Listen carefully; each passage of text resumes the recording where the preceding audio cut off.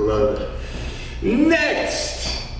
I've been trying to lasso this young lady in with us. I like her very much. Magdeline Radovich, are you ready to shine?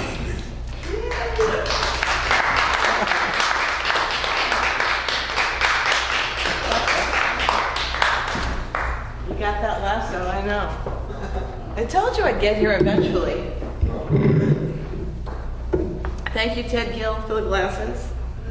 This is like a combination of skills here.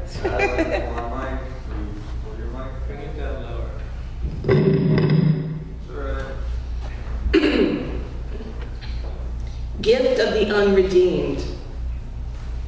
The dissolving clamor pulled into stalagmite edges on the floor of the cave of public opinion.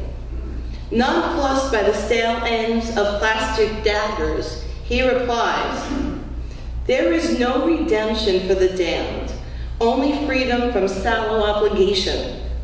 Take the Judas kiss for all it's worth then, a betrayal of conviction by the giver and the one that would receive it. Tacit non-disclosure leaving fault and blame to wither. Give instead the unlikelihood of authentic penance, sacrifice to self of self with no expectation of expurgation." The Lagrange point. Your sacrilege lays bare where you left it crumpled on the bathroom floor. A flimsy recall of mistaken fidelity and haphazard belief in greater powers. It has grown a temple around itself. I often wonder where you chose next to peddle your unholy incense and amber bottles of essential oils watered down beyond the point of no return to this once shared point of stasis. I called to offer pause once, but you would not accept a comma, so I left the sentence dangling on a tinsel thread upon a Christmas tree in Macy's just before the North Pole closed. Ah well, it's all the same in the end of every ending. And so we make our peace with the iconoclastic saints and demons displayed in a neat array on the altars of self-sacrifice, where we commit ourselves to double penance for our collective sins. And the other takes stiletto steps through a door hanging halfway on hinges too rusted to hold it in place across the splintered transom. Very uplifting, right, for the Christmas holiday season? Rain falls, uneven, sparse, witness to loss of self on a starless night, to ineffective longing.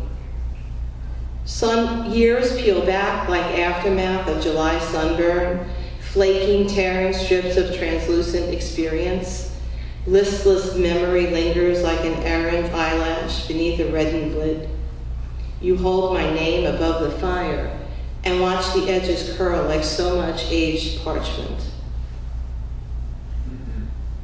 The gesture, insignificant flick of wrist tells all. She turns decisive, resolute, unwilling to be cast as Lot's wife.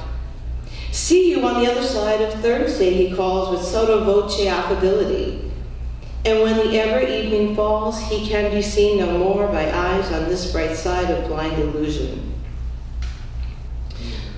The waiting had been long and tedious and terrible, eons of false finishing at the end of wanton hours spent teetering at the edge of possible knowing, until the light shone, brilliant blinding shards of it striking all the surfaces of the modeled landscape, now garish, now gorgeous, and now grisly in turn, so stark as to send her into an approximation of paroxysmic euphoria, before a final determination that the in-between might be more than the end. And finally, to stars they have teeth too. The crone wakens from her cataract dreams into a sky streaked with prismic echoes of dying orbs, their jagged edges rending deep gashes in the worn fabric of someone's time. A child peers through the dangling entrails of experience, nursery wall illusions of twinkling stars with smiley faces, dashed by realization of the dead things hurtling down with tails of flickering light, cold and blue into nothingness. Wendy's dreams of Peter Pan promises are smeared by liquefied pixie dust. They taunt as she spirals lost on an undefined path to Neverland.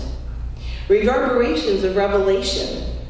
And when I saw the Lamb open the sixth seal, there was a great earthquake, and the stars of the sky fell to the earth like unripe figs dropping from a tree shaken by a great wind. For you see, the stars, they have teeth too.